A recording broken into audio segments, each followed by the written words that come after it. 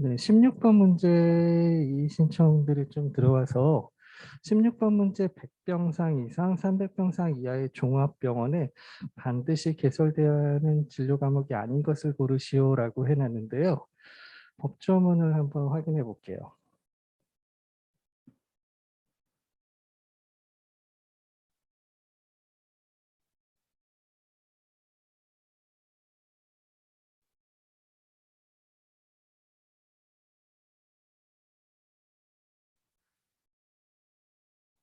네, 의료법 제3조의 3에 종합병원은 다음 각 호의 요건을 갖춰야 한다라고 해서 이 호를 보시면은 100병상 이상 300병상 이하인 경우에는 내외소산, 내과, 외과, 소아청소년과, 산부인과 중 3개 진료 과목, 그리고 영상의학과, 마취통증의학과, 진단검사의학과, 병리과 이렇게 4개죠.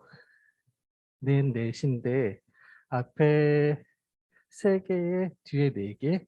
그래서 어느 과가 없어질지 모르죠. 내과 하나 뺄 수도 있고 외과 하나 뺄 수도 있고 소아청소년과나 뭐 산부인과 이 넷 중에 어떤 거 하나가 빠질 수 있는 상황이어서 이런 상황에서는 문제 반드시 개설되어야 할 진료 과목이 아닌 것을 고르시오. 제 의도는 뭔지 알죠, 여러분? 4개 내외소산 중에서 어, 이 4개 중에서 3개는 반드시 있어야 되는 거고 어, 뒤에 4개 과목이 뭐 4개 다 올 수도 있고 앞에 게 4개 다 오고 뒤에가 3개 올 수도 있고 7개 이상 진료 과목만 맞추면 되니까 그래서 이런 표현이라면 반드시 개설되어야 된다는 표현이 좀 맞지가 않는 것 같아요. 그래서 학생들이 많이 이의를 제기해줘서 어, 전부 정답으로 해야 될 것 같아요. 그래서 어, 제 의도와 다르게 문제가 조금 오류가 있는 것 같아서 16번 문제는 전부 정답으로 하겠습니다. 그래서 어떤 과든지 하나는 빠질 수 있는 상황이어서 빠질 수 있는데 4개 중에 뭐 반드시 개설해야 될 과목이라고 이야기 표현하는 건 좀 맞지 않는 것 같아서 그렇게 하도록 하겠습니다. 네. 네, 저도 문제를 여러 번 검토해서 문제를 만들었거든요. 근데도 이렇게 나오긴 하네요. 네.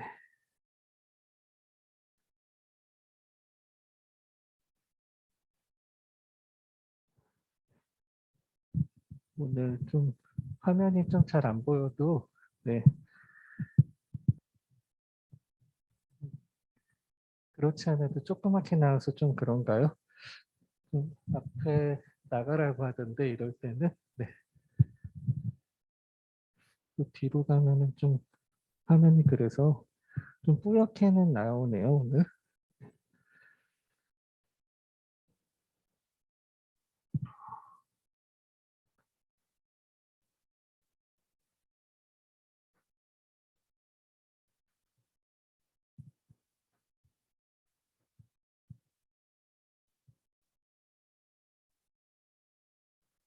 네, 오류 없이 문제 만들려고 했는데 오류가 사람이 하는지라 만들어지네요. 네, 여러분 죄송해요.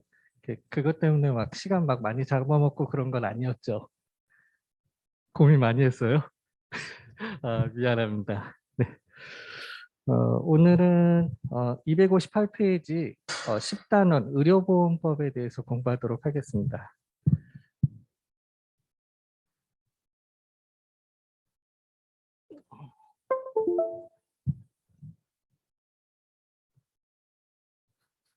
여러분 교과서 258페이지예요.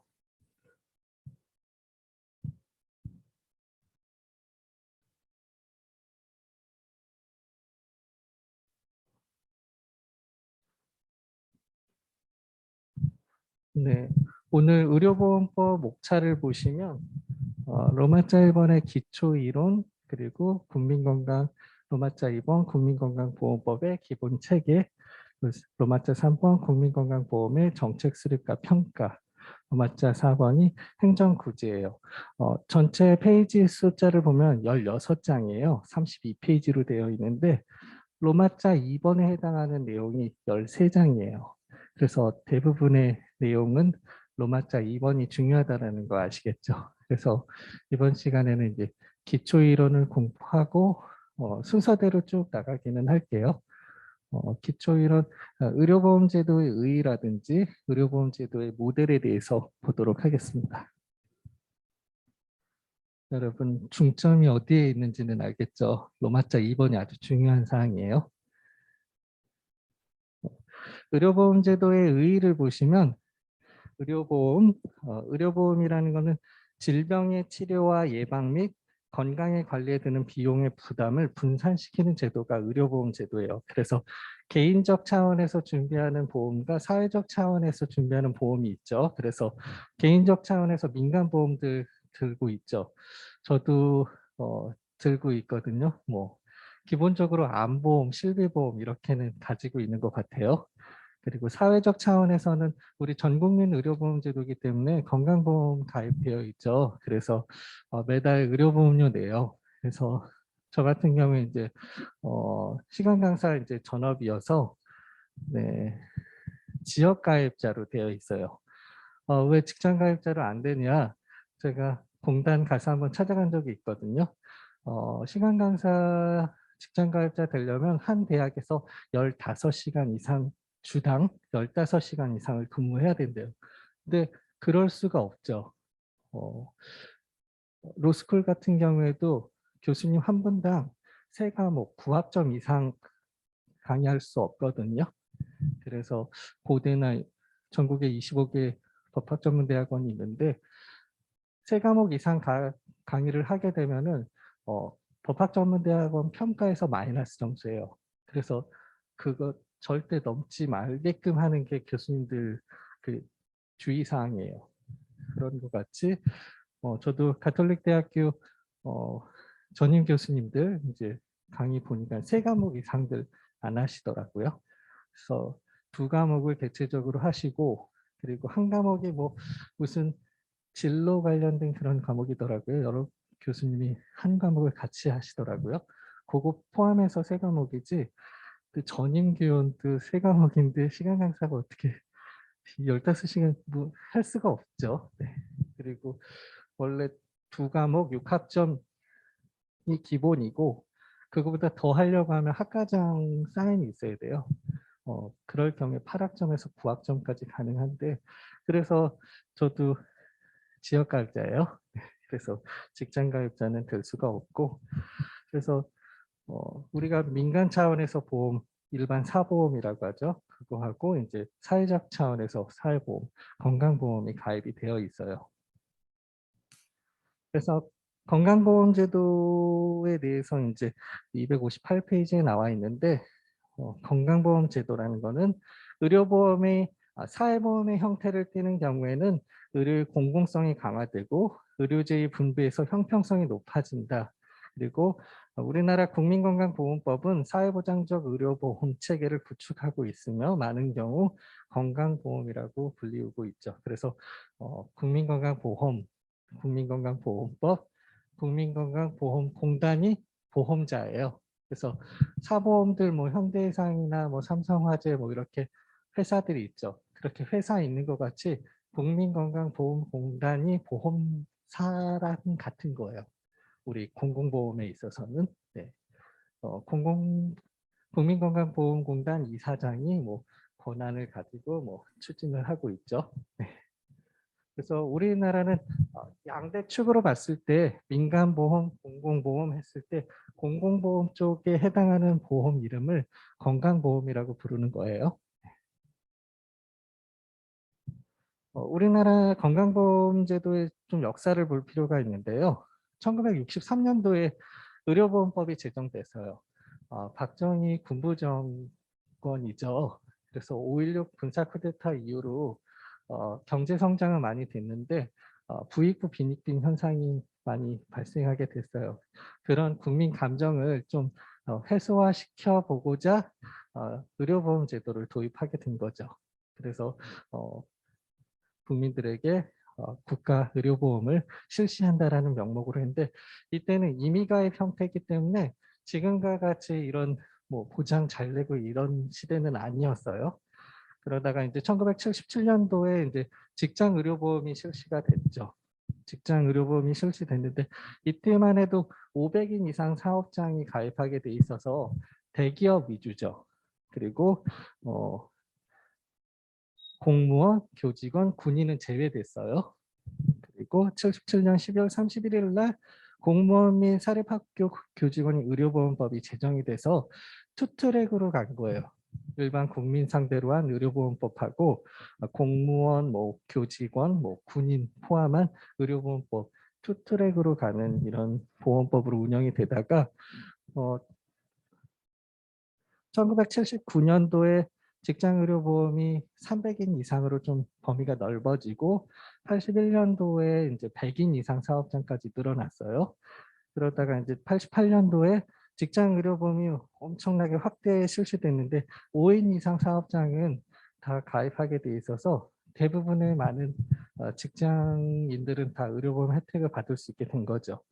89년도에 와서 전국민 의료보험이 실시됐어요. 이때가 김대중 정권이었네요. 김대중 정부 때 전국민 의료보험 실시가 됐고 연금보험이 전 국민을 상대로 직장을 가지고 있는 전 국민을 상대로 연금보험이 실시된 게 아주 주목해서 볼 만한 사항이에요. 이때 전국민 의료보험이 실시가 됐어요.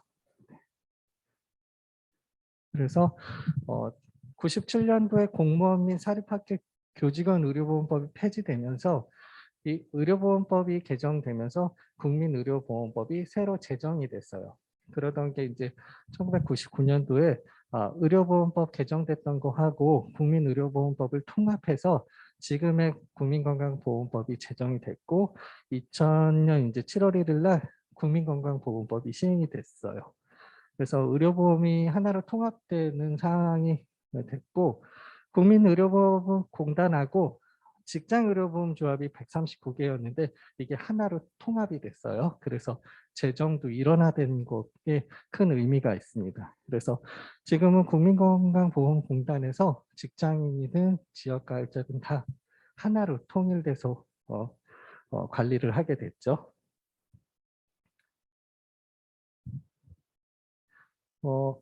259페이지에는 의료급여와의 구별인데요. 건강보험제도하고 의료급여는 좀 구별해야 될 사항이에요. 의료급여는 국가가 무상으로 지급하는 의료급여는 사회보장으로서의 의료보장의 또 다른 중심을 이루고는 있지만 이 수급자가 틀려요. 의료급여법이 있어서 의료급여는 수급자가 의료보험료의 납부를 통해서 의료급여 기금의 형성에 직접 기여하지 않는다는 점에서 건강보험과 구별되죠.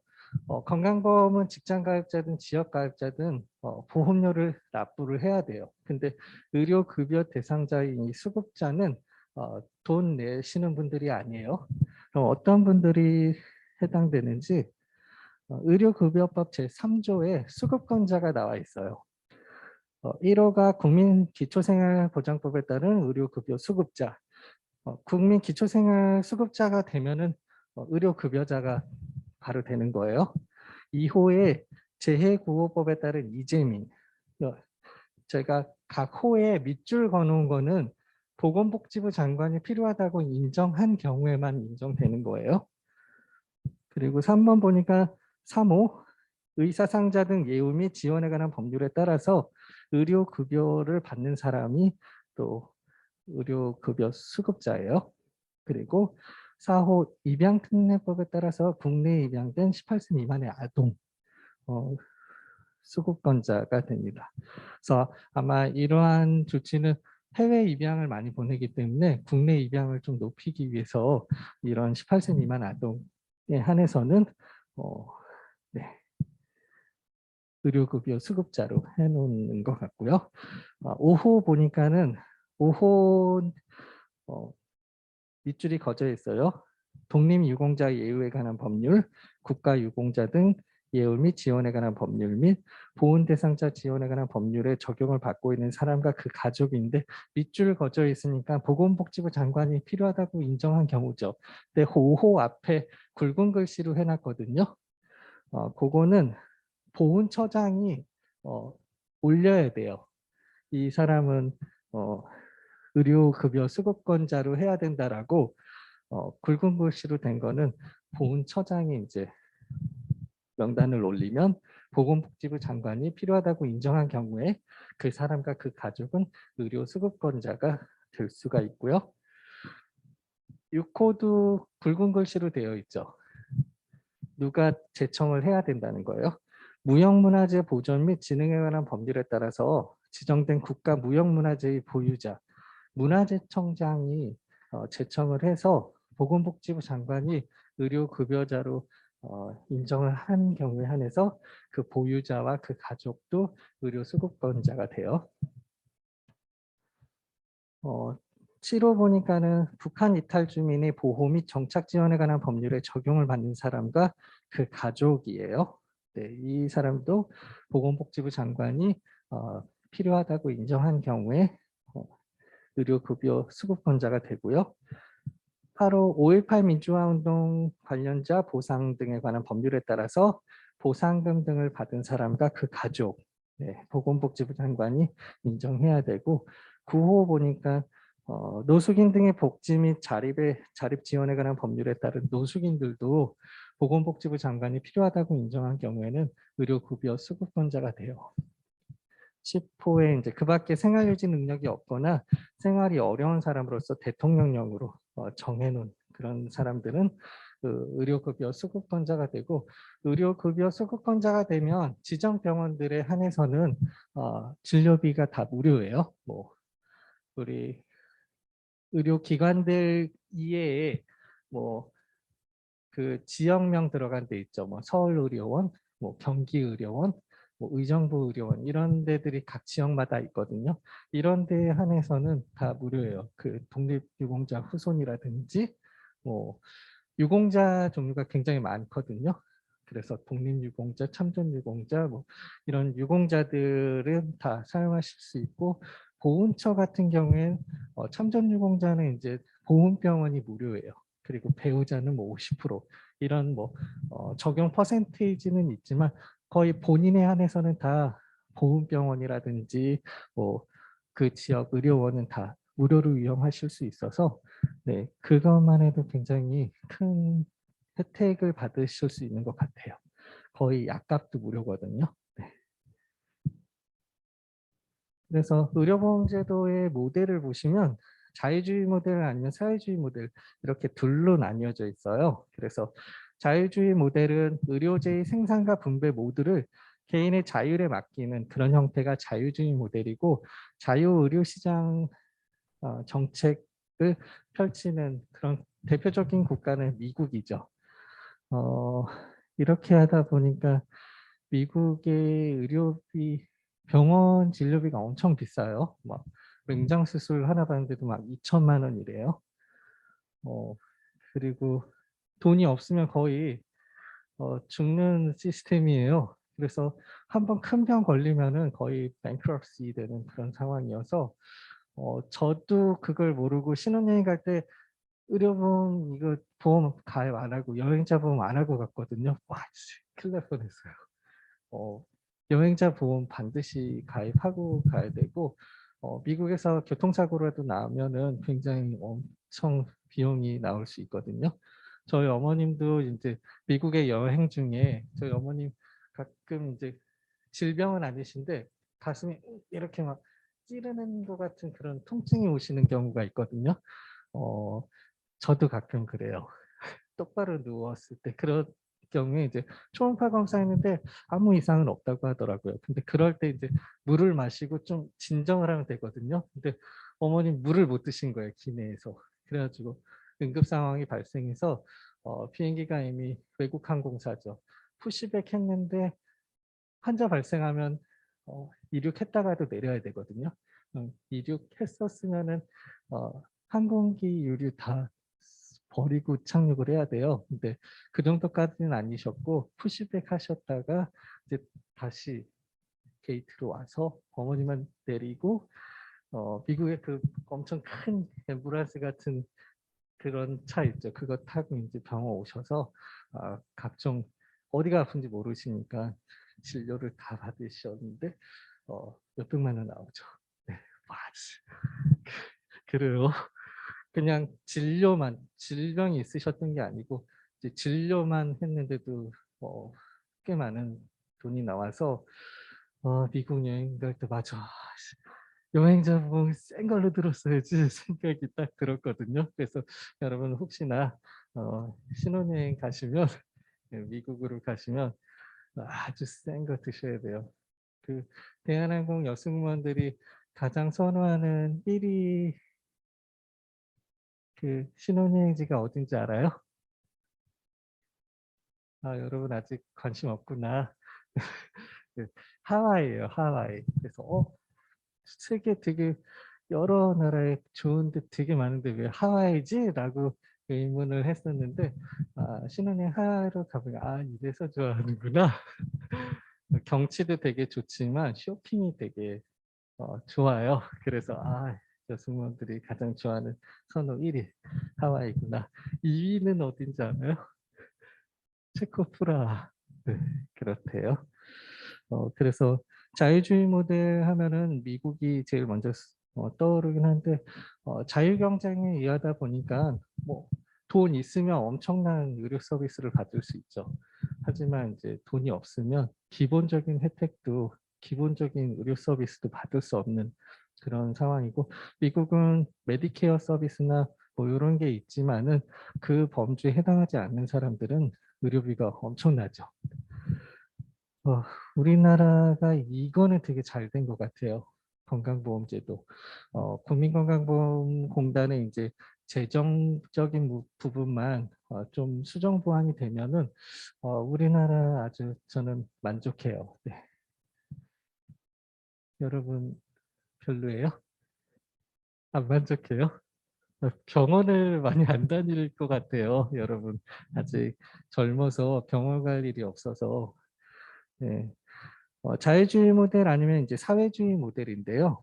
사회주의 모델은 국가가 의료제의 생산과 분배를 모두 관장하고 의료제의 생산과 분배 가운데서 어느 하나가 공공의 요소를 띠게 되면 사회주의 모델인데요. 대표적으로 우리나라 사회주의 모델이죠. 제가 사회주의 모델 써서 잘했다라고 생각하는 게 스크린 쿼터제 영화. 우리나라 한국 영화 산업 되게 지지부진하고 막 발전하지 않았을 때 무조건 대형 상영관에 한국 영화 몇 편 할 수 있게끔 했던 게 오늘날에 이런 세계적인 영화를 만들고 한 것 같아요. 기생충이라든지 너무 멋있지 않아요? 네.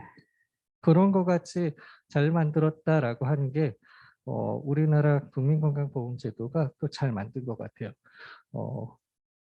오바마 대통령도 부러워하는 게 우리나라 건강보험제도였잖아요. 그래서 많은 정책을 오바마 케어 해가지고 실시했다가 트럼프 정권 때 다 싸그리 없어지고 막 초토화됐죠. 정권이 바뀌어도 좀 좋은 거는 이어나가야 될 텐데 윤석열은 어떻게 될까 모르겠네. 다 없을 것 같아. 미국에 이런 말 하면 되나? 안 되나? 그러네요. 하여튼 지켜보겠습니다. 그래서 한국, 영국, 독일 이런 나라들 사회주의 모델이라고 할 수 있죠. 독일 같은 경우에 그 의료비 제로라고 했죠. 희귀 질병이든 암이든 수술료 뭐 비용 전혀 안 내요. 대신에 월급의 15%를 건강보험료로 내죠. 우리나라가 5% 정도를 내거든요. 그거에 비해서 독일은 15%를 내서 이따가 직장 가입자 월급에 따른 그 보험료 어느 정도 나온지도 샘플 하나 보여드릴게요. 독일은 400만 원 받으면 60만 원이 건강보험료로 나가요. 400만 원에서 딱 받아보면 340만 원이에요. 마이너스 60만 원 뭐야? 건강보험료. 병원 한 번도 안 갔는데 이럴 수 있죠. 매달 병원 한 번도 안 가는데 매달 60만 원씩 내야 되는 거예요. 평생. 월급 더 늘어나면 더 내는 거죠. 그래서 저희 교수님도 건강보험료만 수백만 원이다라고 하시더라고요. 그래서 아시는 교수님이 병원도 안 가는데 그렇게 말씀을 하시더라고요. 영국도 다 진료비 0원이에요. 대신에 영국은 좀 단점이 영국 이제 헬스케어 서비스는 NHS라고 하는데 너무 오래 기다려요. 병원이. 그리고 영어권 국가이기 때문에 다 미국으로 가죠. 좋은 재원들은 다 미국으로 가요.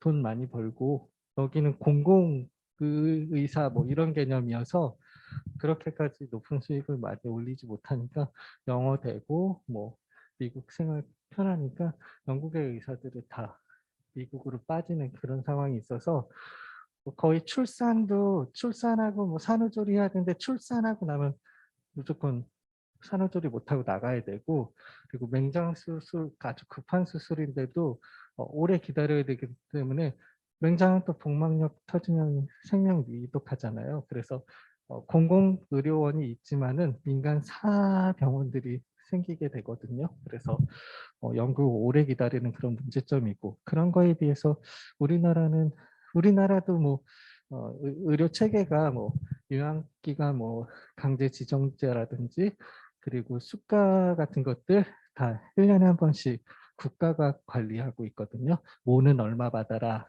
이게 수가 계약제인데 그런 것들 좀 빼면은 그래도 너무 괜찮은 것 같아요. 뭐 이비인후과나 뭐 동네 의원들 가도 진료비 한 3,500원 정도 나오는 것 같아요. 그러면은 이제 나머지는 뭐 50% 이상은 건강보험공단에서 같은 급여돼 있는 것 중에서 본인 부담금이 있고 보험공단 부담금이 있거든요. 그래서 한 반반 내거나 40대 60 내거나 이런 상황이어서 거의 우리가 뭐 3, 4천 원 내면 공단이 한 5, 6천 원 내죠. 진료할 때마다. 그래서 그거에 대해서도 아까 로마자 2번에서 그 로마자 2번 뭐 보험 급여라든지 보험료 뭐 이런 부분에 대한 내용이 다 로마자 2번에 다 들어 있어요. 그래서 지금 잘 이해가 안 되셔도 뒤에 가서 이제 이런 거구나라고 확실히 오늘 이 시간에 이제 아시고 집에 가실 수 있어요. 네. 그래서 우리나라는 대표적으로 사회주의 모델이다. 네, 근데 이게 너무 분량이 작아서 벌써 시기는 좀 그렇죠. 네, 벌써 시기는 그렇고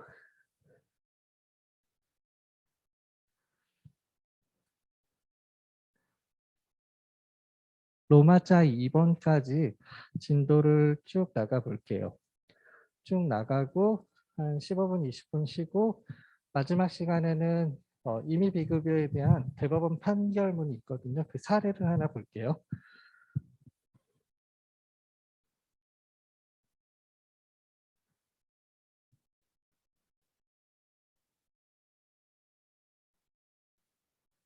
네, 여러분 교과서 페이지 260페이지예요.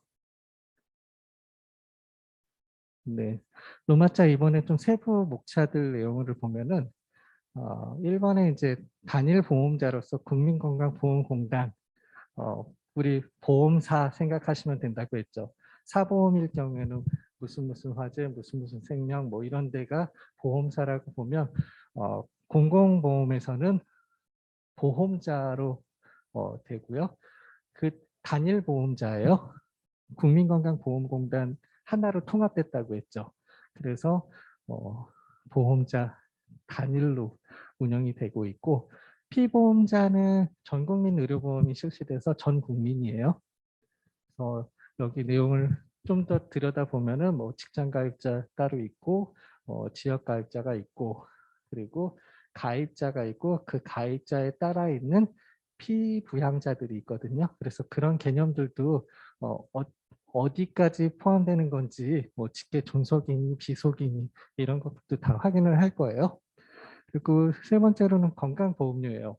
국민건강보험공단에 이제 매달 건강보험료를 내죠. 그래서 어느 정도 책정되는지 정확하게는 아니어도 이렇게 보험료가 산정되는구나라는 것 정도 한번 보실 수 있고요. 네 번째가 이제 보험급여예요.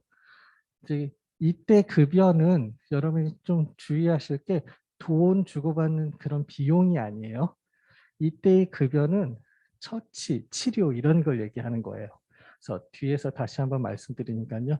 우리가 급여 하면은 월급 급여 뭐 이런 걸 생각해서 돈인가 이렇게 생각할 수 있는데 같은 급여지만 여기에 이 급여는 그런 급여를 말하는 게 아니에요. 처치나 치료 이런 의료 서비스를 말하는 거예요.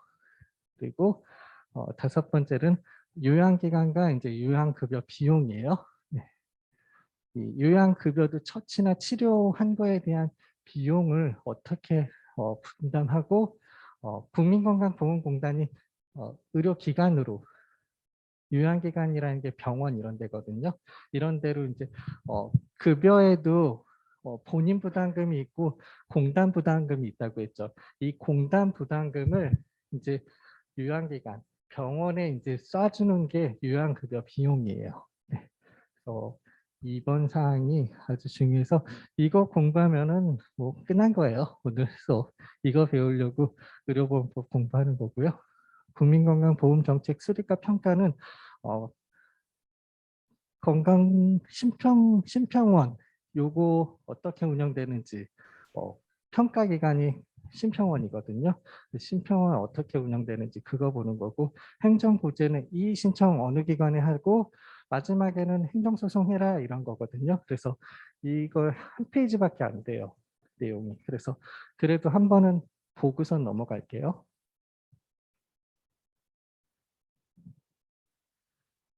그래서 첫 번째로는 제가 앞에 거는 뺐어요. 건강보험의 관리 주체. 뭐 주체가 공단이죠. 뭐 그래서 단일보험자로서 국민건강보험공단이구나. 보험자예요. 그래서 어, 주체가 사보험에서는 이제 무슨 회사명 뭐 화재 무슨 생명 이랬지만은 우리 공공보험에서는 이 회사가 국가고 국민건강보험공단이 보험자라는 거 아시면 될 것 같고요. 건강보험을 운영하는 보험자는 법인인 국민건강보험공단이 있다라는 게 국민건강보험법 제13조에 나와 있어요. 그래서 우리 국민건강보험은 공보험이고 공공보험이다. 그래서 사회보험 체계다라고 말씀드렸죠. 건강보험 보험자의 업무를 한번 보시면은요. 국민건강보험법에 나와 있어요. 네, 딱 저 조문을 가렸네요, 제가. 국민건강보험법 제14조에 있어요. 14조에 대한 내용이 지금 1호부터 쭉 한 번씩만 말씀드리려고 올려놨고요. 가입자 및 피부양자의 자격을 관리하고 있고요. 그리고 2호 보험료와 그 밖에 이 법에 따른 징수금의 부과와 징수 같은 것도 공단에서 하고 있죠. 그래서 공단의 각 지역 공단들이 다 있죠. 여러분 구마다 다 있는 것 같아요.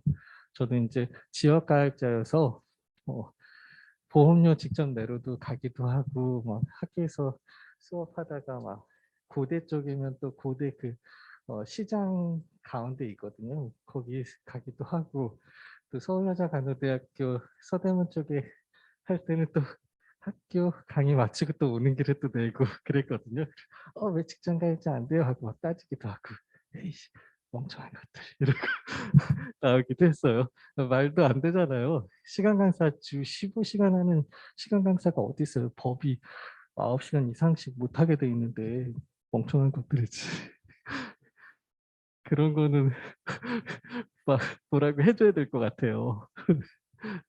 그리고 3호는 보험급여의 관리, 그리고 4호 가입자 및 피부양자의 질병의 조기 발견 및 예방 및 건강관리를 위해서 요양급여 실시 현황과 건강검진 결과 등을 활용하여 실시하는 예방사업 등으로 대통령령으로 정하는 그런 사업들도 공단에서 하고 있고요.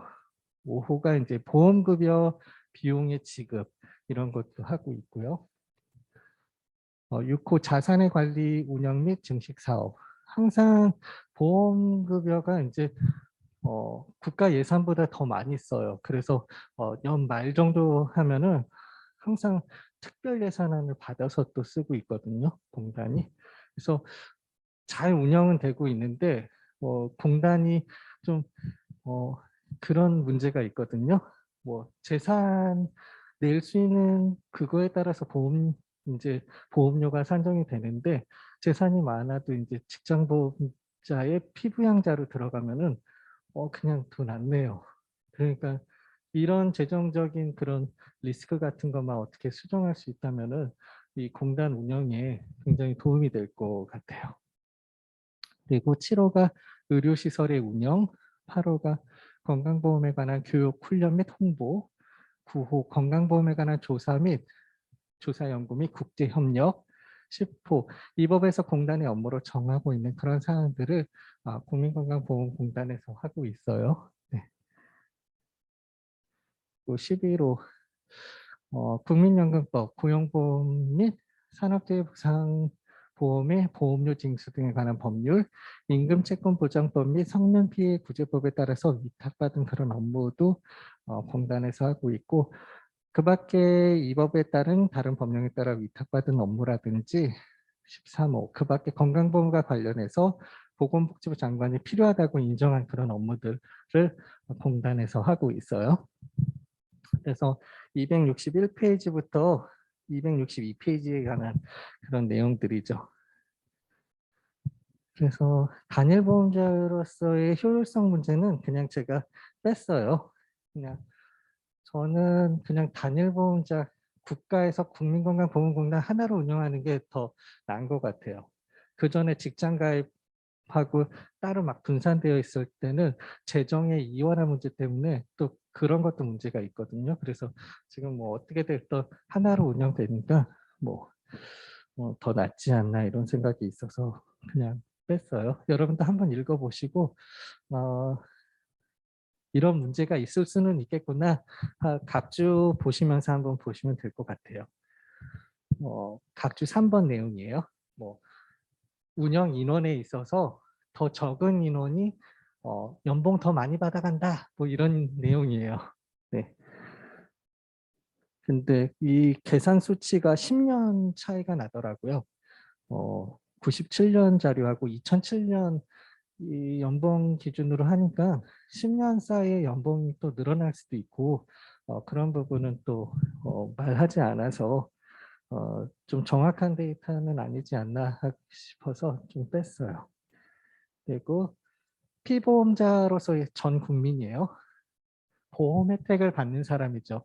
보험자가 국민건강보험공단이고 보험 혜택을 받는 피보험자 전 국민이에요. 그래서 국민건강보험 법제 하에서는 실질적으로 모든 국민이 공적의료보험이나 보호의 수혜자다라고 해서 전국민 의료보험 제도를 실시하고 있죠.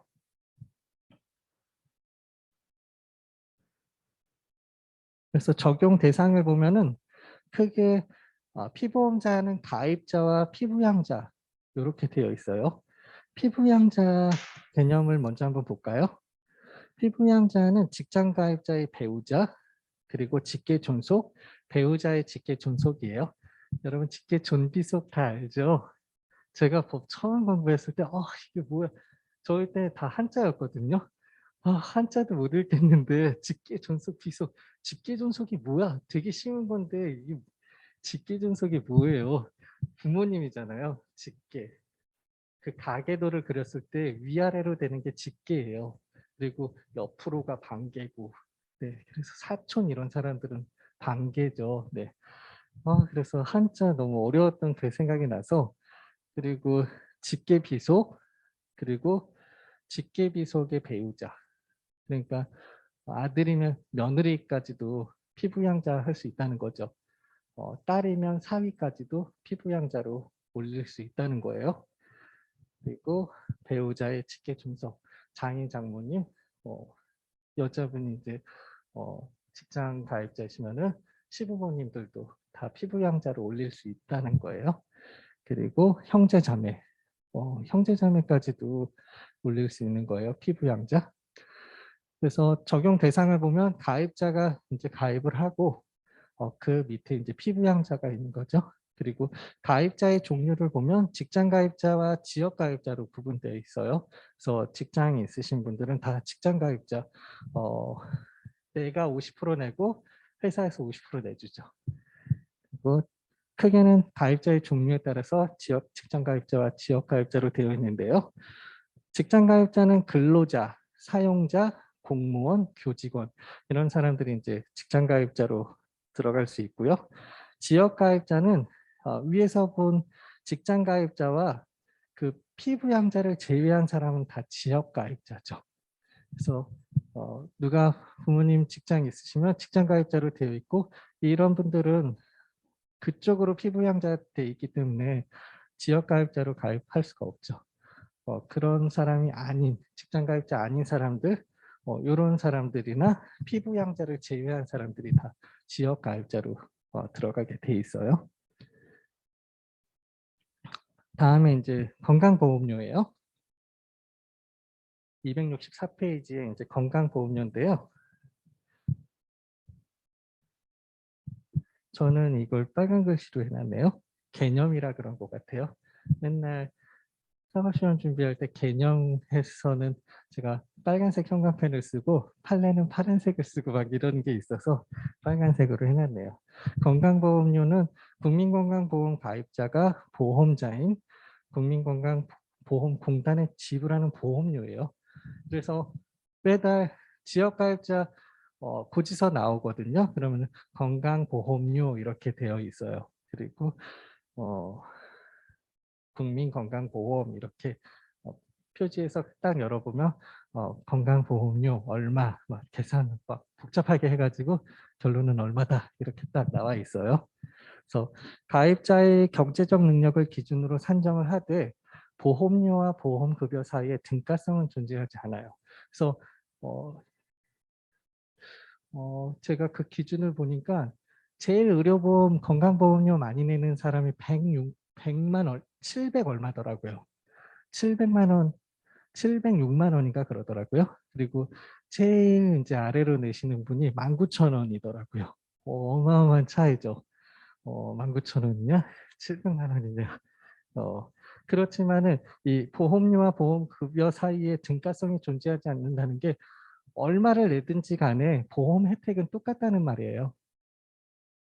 뭐 내가 건강보험료 뭐 3, 400만 원씩 내니까 나는 혜택 더 해줘 이런 게 아니라는 거예요. 혜택 받는 거는 똑같다라는 거예요. 그게 이제 보험료와 보험급여 사이에 등가성이 존재하지 않는다라고 표현을 해놓으셨어요. 네.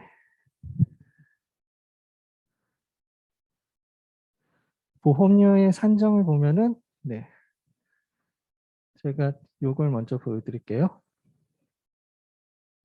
보험료의 산정은 가입자의 지불 능력의 차등성을 기초로 보험료를 부담하고 차별화하고 있고 가입자의 소득에 따라 대통령이 정하는 보험료율을 보험 가입자가 납부하는 보험료 산정 기초 자료로 사용하고 있어요. 그래서 직장 가입자들은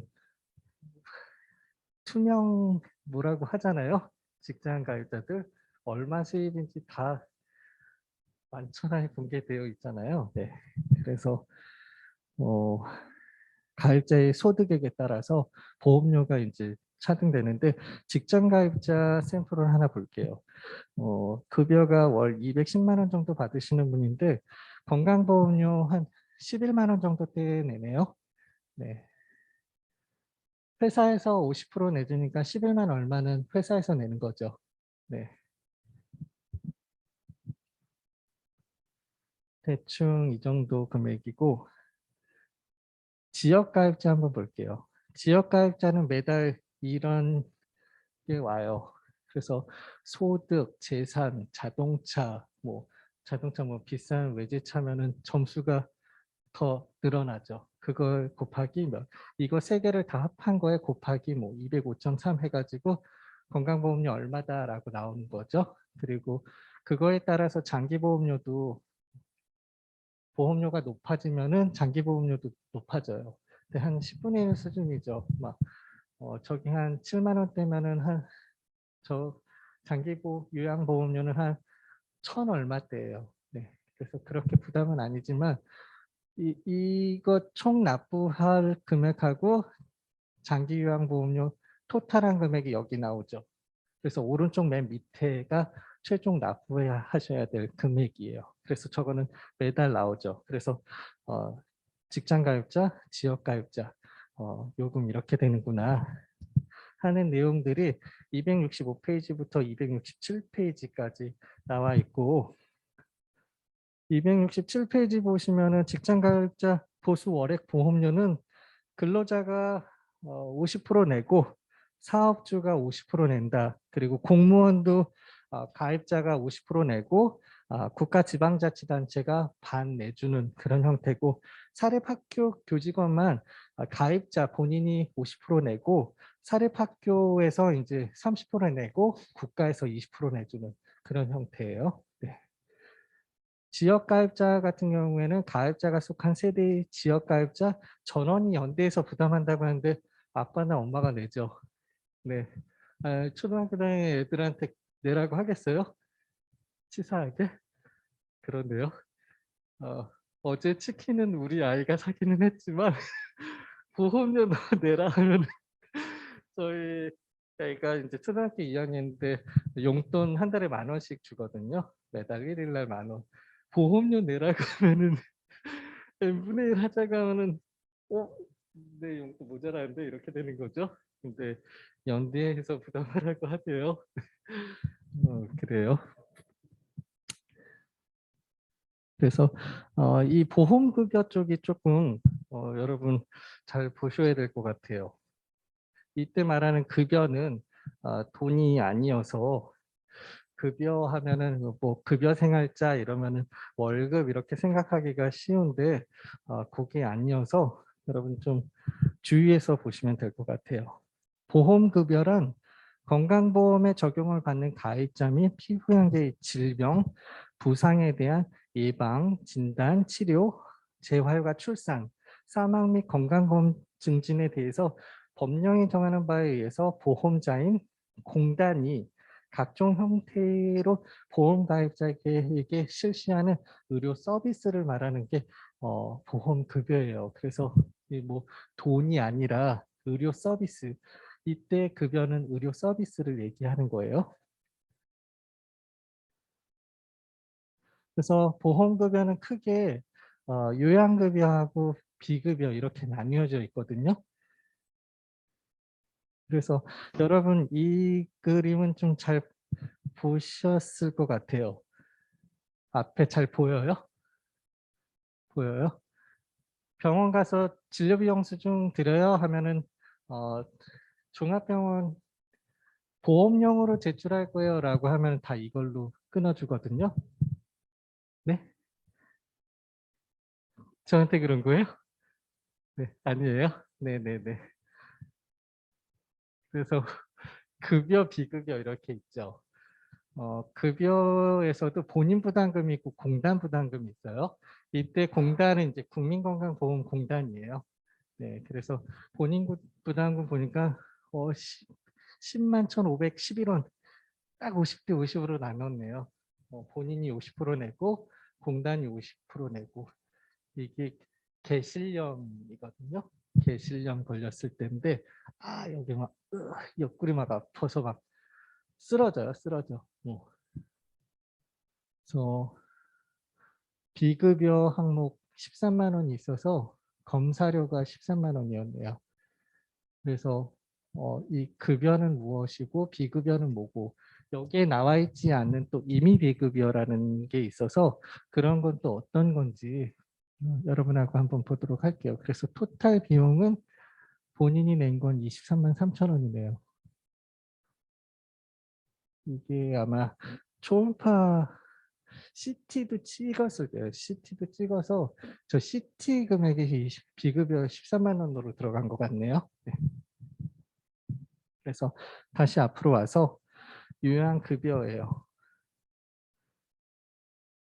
요양급여는 이때 급여는 처치 및 치료를 이야기하는 거예요. 돈이 아니라는 것 좀 조심하시면 될 것 같고 요양급여는 네, 여러분 268페이지에도 나와 있는 거고요. 질병, 부상, 출산 등에 대한 보험급여를 말한다. 요양급여의 내용은 다음과 같다. 국민건강보험법 제14조가 요양급여에 관한 건데요. 제1항 가입자와 피부양자의 질병, 부상, 출산 등에 대해서 다음 각 호의 요양급여를 실시한다라고 해서 1호가 진찰 검사, 2호 약제 치료재료의 지급, 3호가 처치, 수술, 그 밖의 치료, 그리고 4호가 예방, 재활, 5호가 입원, 6호가 간호, 7호가 이송. 이런 게 이제 요양급여에 해당하는 거예요. 이때 급여는 처치, 치료, 네, 이런 거다라고 말씀을 드릴 수 있고요. 비급여가 있어요. 비급여는 급여는 본인하고 공단 반반 나눠서 냈죠. 이 비급여는 환자가 독자적으로 다 부담하는 거예요. 그래서 환자가 부담하게 하는 급여가 바로 비급여예요.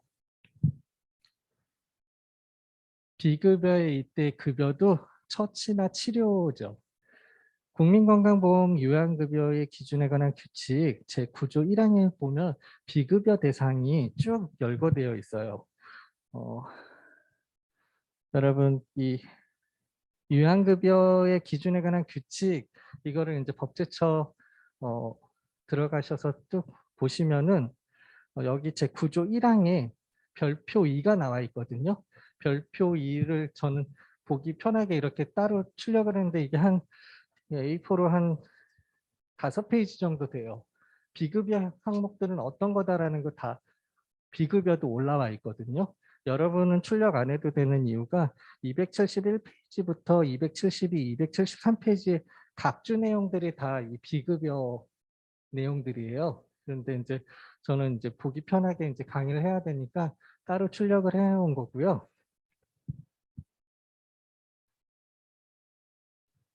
그래서 우리나라 급여 체계를 보시면 요양기관이 이때 요양기관은 병원이죠. 요양기관이 환자의 진료, 치료, 입원, 이송이라는 이런 요양행위를 하죠. 이런 요양행위에 대해서 요양급여를 제공하는 거예요. 이때 급여는 처치나 치료라고 했죠. 요양기관이 요양급여를 제공하고 그 대가로 급부로 이제 급여를 이때 말하는 급여는 돈이죠. 네. 그래서 이 급여가 여기서는 처치 치료고 그래서 이게 돈을 얘기하는 건지 여러분이 헷갈리지 않게만 잘 확인하시면 되는데 보험급여라든지 요양급여는 처치나 치료다라고 아시면 나머지는 돈이에요. 우리가 알고 있는 것 같이. 그렇게 생각하시면 편해요. 그래서 요양기관이 환자 진료, 치료, 입원, 이송 이런 거에 대한 요양행위를 하고 요양급여, 처치나 치료를 제공하고 그에 대해서 급여를 받죠. 이게 우리나라 급여 체계예요. 그래서 왜 급여, 비급여 이렇게 구분을 해놓느냐. 간단하게는 급여 어디가 아파서 병원에 딱 갔는데 급여에 해당하는 것만 치료를 받아도 회복을 해요. 근데 이제 특이 체질인 사람들이 있죠. 이런 사람들 때문에 비급여 항목들이 있는 거거든요. 급여, 요양급여 이 정도만 처치를 해줘도 기본적으로는 회생을 해요, 사람들이. 그런 게 요양급여 항목들이고 비급여 항목은 환자가 부담하게 하는 급여가 비급여에 해당하고 환자가 특이 체질이라든지 그리고 좀 낳고 싶은데 빨리 낳고 싶은 사람들이 있잖아요. 그럼 비급여 항목들로 이제 치료를 받는 거죠. 그리고 조금 더 잘 내 특이 체질의 좀 특징에 맞게끔 치료를 받고 싶다 하는 거는 비급여 항목들에 다 들어 있어서 비급여 항목은 환자 본인이 100% 부담하는 거예요. 네. 그래서 급여는 기본적으로 다쳤을 때 이 정도만 치료를 해줘도 시간이 좀 더디더라도 회복되는데 비급여 항목을 이제 더 처치를 받으면 진료 기간이 빨라진다던가 특이 체질인 사람은 그런 비급여 항목들을 치료받아야지 되는데 대신에 모든 비용은 환자한테 100% 부담하는 게 비급여 항목이다라고 생각하시면 돼요. 그래서 병원에서 환자에게 직접 청구할 수 있도록 해놓은 게 비급여 항목이죠. 그래서 아까 표 보신 것 같이 직접 청구했죠. 13만 원. 비급여 항목 이거 검사료인데 CT 촬영, CT 진단료도 있는데 하여튼 뭐 뭘 찍었을 거예요. 그래서 MRI 찍었나? 하여튼 무슨 검사료인지 모르겠는데 비급여 항목으로 해서 네, 찍었어요. 네. 그래서 환자 본인이 100% 부담하는 비급여 항목인 거죠. 비급여 항목은 국가가 고시로 정해놓고 있어서 아까 그 고시 보셨죠? 여러분 국민건강보험 요양급여의 기준에 관한 규칙 여기에 이제 구조 제1항에 쭉 가시면은 여러분 법제처 홈페이지 들어가시면 별표 2 파란색으로 돼 있거든요. 그래서 그거 딱 클릭하면 출력하니까 A4 5페이지예요. 그래서 그 내용 비급여 항목 보니까 단순 피로 또는 권태 이런 것 비급여 항목 치료네요. 주근깨, 다모, 무모, 백모증, 딸기코, 사마귀 이런 거 다 비급여 항목으로 들어가 있어요. 각주 14번에 나와 있는데요. 271페이지에 각주 14번. 네. 그리고 단순 코고름. 수면무호흡은 보험돼요. 근데 단순 코고름은 이건 비급여 항목이네요. 네. 그리고 질병을 동반하는 단순 포경 그리고 그래요. 비급여 항목이네요. 네. 그리고 검열반 등 안과 질환 그리고 기타 감옥 내지 감옥에 상당하는 질환으로서 보건복지부 장관이 정하고 고시하는 질환 이런 것들 다 비급여 항목들은 법에서 다 이게 비급여다라고 다 해놨어요. 네. 고시를 해놨죠. 그래서 이거 말고 이제 그러면은 요양급여에 해당하는 행위인데 이거 급여도 아니고 비급여 리스트에도 없는 그런 것들이 있거든요. 그런 것들이 임의 비급여라고 얘기해요. 그래서 임의 비급여 하는 이유는 초과급여 하는 경우 있거든요. 예를 들어서 막 통증이 막 엄청 나신데 몰핀 하루에 3방 이상 안 된다 이렇게 해놨거든요. 근데 환자는 너무 고통스러워서 더 맞고 싶어 하는 사람들이 많죠. 그럼 4방, 5방 해주면 몰핀은 사용했는데 그 비용을 환자한테 받을 수 없거든요. 지금 우리 시스템상으로요. 그렇게 초과로 하는 경우에 초과급여 뭐 하루에 3회인데 5회 했다. 그럼 초과한 2회에 관해서는 보험료 뭐 비급여로도 청구할 수 없고 공단에도 청구할 수 없죠. 청구하면은 사기죄예요. 그래서 우리 법원이 엄청 강경하게 처벌을 하고 있거든요. 대법원도 얄짤없어요. 네, 그래서 죄로는 형사법으로는 사기죄 그리고 부당이득 전액 환수하는 그런 사항이어서 여러분 다음 시간에 사례 볼 사항이 여의도 성모병원 사건이에요. 네, 카톨릭 대학교. 네.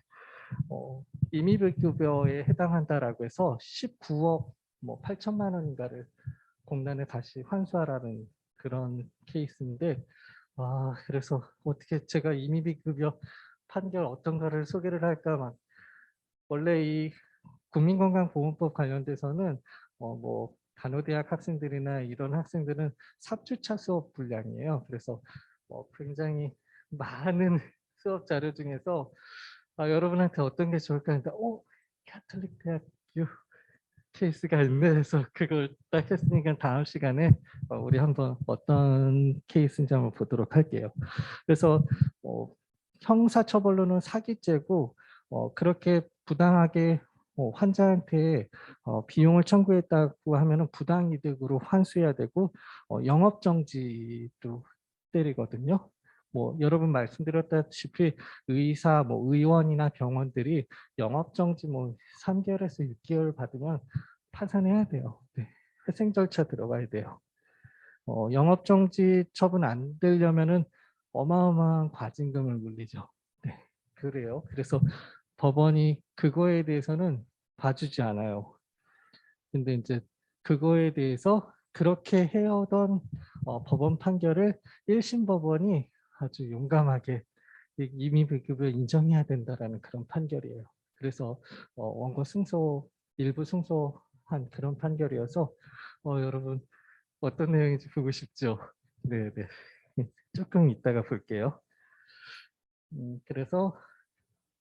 그래서 급여, 비급여 이제 어느 정도 좀 알겠죠? 네. 그래서 여러분 병원 많이 다니면 또 안 좋아요. 근데 제가 많이 다녔으니까 어, 보험도 타고 이래야 되기 때문에 막 허리도 1년에 한 번씩 스테로이드 주사 맞고 목도 맞거든요. 허리는 좀 참을 수 있는데 저는 목이 아프면은 버티다가 결국에는 병원 가요. 그래서 목이 아프면 아예 처음부터 병원을 가거든요. 그래서 그래요, 여러분. 그래서 여러분 이참에 좀 스트레칭도 하고 해요. 네, 잠깐. 네, 괜찮아요, 여러분은? 네, 네, 알겠습니다. 저만 허리가 아프군요. 그래요. 그래서 비급여 항목에 대해서는 여러분이 좀 더 어떤 것들이 있는지 쭉 272페이지 각주 뭐 쌍꺼풀 수술도 비급여네요. 코 성형 수술. 네. 모르는 것들도 많이 있네요. 네. 그래서 비급여 항목들 다 나와 있고 그래서 임의비급여를 하는 이유가 아까 첫 번째 말씀드렸던 게 이제 초과급여. 원래 공단에서 이만큼만 진료하라고 되어 있는데 그거 이상으로 처치나 진료를 하는 초과급여. 그리고 두 번째로는 이제 신의료기술 같은 거를 이제 바로바로 법에 반영하지 못하기 때문에 임의비급여 형식으로 이렇게 환자한테 비용을 받죠. 청구해서. 그리고 신약제 같은 경우도 바로바로 승인이 안 나기 때문에 약 먼저 쓰고 하는데 임의비급여를 법원이나 이런 데서 이제 강경하게 걸리면 사기잖아요. 사기로 고소되고 영업정지에 부당이득 전액 환수하고 영업정지 안 받으려면 엄청난 과징금 물리고 이런 식이거든요. 지금 현재가. 의사와 환자가 흥정하지 말라라는 그런 이야기예요. 그래서 돈이 좀 있으면 더 좋은 양질의 서비스를 받을 수 있지 않을까라는 그런 생각인데 국가는 안 된다라는 거예요. 네. 그런 이유가 넓은 의미에서 국민의 건강에 위해를 가져올 수 있다라는 이유로 강경하게 처벌을 하고 있어요.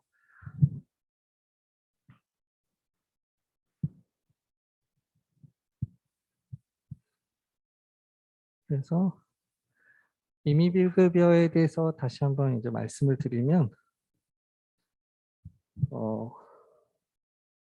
임의비급여에서의 이 급여도 처치나 치료죠. 그래서 요양급여, 뭐 보험급여, 뭐 비급여, 임의비급여 이럴 때 급여는 돈이 아니라 처치나 치료라는 거. 그 한 4가지 정도만 주의하시면은 여러분 이제 헷갈리지 않으실 거예요. 그래서 건강보험법 제41조 요양급여에 대한 이야기인데요. 제1항 가입자와 피부양자의 질병, 부상, 출산 등에 대해서 다음 각 호의 요양급여를 실시한다라고 되어 있어서 위의 요양급여의 종류에 해당되는 행위지만 보건복지부 장관이 고시한 요양급여의 목록에 포함되지 않음은 물론 비급여 대상으로도 열거되지 않은 행위를 임의비급여라고 해요. 그래서 법에 뭐 임의비급여 이렇게 명시되어 있지는 않아서 그래서 소위 임의비급여 이렇게 표현을 해요. 네. 그래서 이제 마지막으로 이제 로마자 2번에서 마지막 내용이네요. 281페이지 280페이지의 기타 급여에는 이때 급여도 처치나 치료죠. 그래서 건강검진 해주는 거라든지 281페이지에서 이제 현금 급여를 지급하는 건강검진도 기타 급여에 해당하는 거고 공단에서 관리를 하죠. 그래서 만 40세 이상이면 홀수 짝수 해가지고 짝수면에 위암이나 이런 거 무료로 검진 대상이다라는 거 쪽지가 와요. 네, 그래서 그런 내시경 검사하고 그래서 우리나라 발병률 중에 이제 사망률 높은 게 이제 암이기 때문에 이쪽 위암이라든지 직장암 이런 데 위주로 대장 내시경, 위내시경 이런 것들을 이제 순차적으로 무료로 검진을 해주죠. 그래서 그렇습니다. 그래서 건강검진 이런 게 있고 현금급여에 이런 게 있다. 다음에 이제 5번에 이제 유효기간은 병원이라고 했죠. 네, 유효기간과 병원 같은 유효기간과 유효급여 비용. 이때 유효급여 비용은 공단 부담금이에요. 아까 유효급여에 본인 부담하고 공단 부담금이 있었죠. 이 공단이 의료기관에 주는 게 요양급여 비용이라고 이야기하는 거예요. 그래서 요양기관이 가입자에게 요양급여를 제공하고 국민이 가입자죠. 요양급여를 제공하고 이때 급여는 이제 처치나 치료라고 했죠. 공단에게 청구하여 받게 되는 비용을 요양급여 비용이라고 한다라고 해서 아까 급여 영수증에서 본인 부담금 10만 천 얼마 그리고 공단 부담금 10만 천 얼마 이 10만 천 얼마 일단은 못 받은 거죠 환자한테. 그래서 그거를 이제 공단에 이거 지급해 주세요라고 하면 심사평가원에서 평가를 해서 이거는 지급 정당하네라고 하면은 공단하고 요양기관에 바로 함과 동시에 공단은 바로 요양기관에 그 돈을 싸줘야 돼요. 네. 그래서 요양급여 비용은 공단 부담금, 공단이 요양기관에 주는 돈이구나 라고 생각하시면 돼요. 네. 그리고 요양급여 비용에 청구해가지고 285페이지 아래 부분에 있는 내용이에요. 그래서 요양급여 비용의 청구는 요양기관이 보험공단에 요양급여 비용을 청구하기 위해서는 우선 건강보험 심사평가원에 요양급여 비용을 심사 청구해야 한다. 그리고 이게 국민건강보험법 제47조 2항이에요. 그래서 심평원이 심사를 한 후에 지체 없이 그 내용을 공단 및 요양기관에 통보해야 하고 심사 내용을 통보받은 공단은 지체 없이 그 내용에 따라서 요양급여 비용을 요양기관에 지급해야 된다. 지급하는 내용이 이제 국민건강보험법 제47조 3항에 나와 있는 내용이죠. 네. 그래서 옛날에는 국민건강보험공단 안에 심사평가 부서가 있었어요. 그래서 그 공단이 한 개 부서가 맞게 이게 요양급여 청구한 건지를 심사를 했어요. 근데 이게 이제 떨어져 나갔죠.